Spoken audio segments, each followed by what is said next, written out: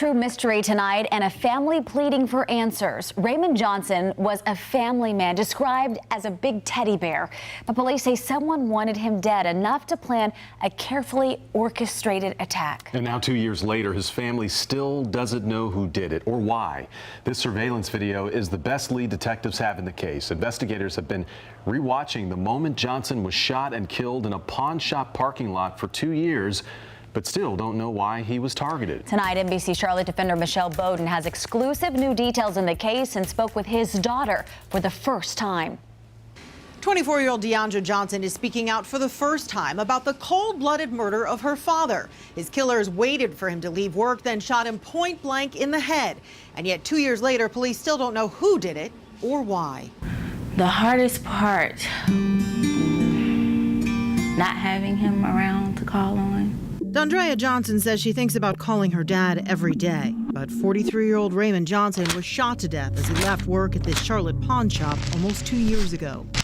To see it happen that way, it's like someone really, really hated him, and we have no idea who. Police say the killers stole this white van caught on surveillance video, then waited for Raymond to leave work. As soon as he got in his car, they pulled up next to him and shot him in the head. We know that this van sat in a parking lot for over an hour waiting for him to leave, so they knew his vehicle, they knew what he would be driving, and we could surmise that they knew what time he would be getting off work. So he was clearly targeted? Yes, ma'am. Raymond had just put his car in drive when he was shot, so police initially got the call to respond to a car into a power pole.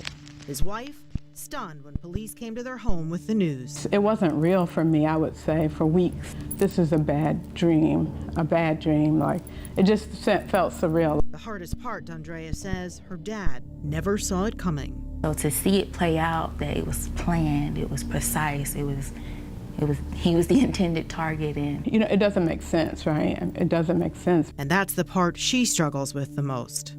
No idea what it could possibly be. You know, and it's almost 2 years and we're still like, I mean, what is it? What is it? You know, what happened? Why? It's crazy that we still don't have any answer at all. Who could have done this? But why could they have done this?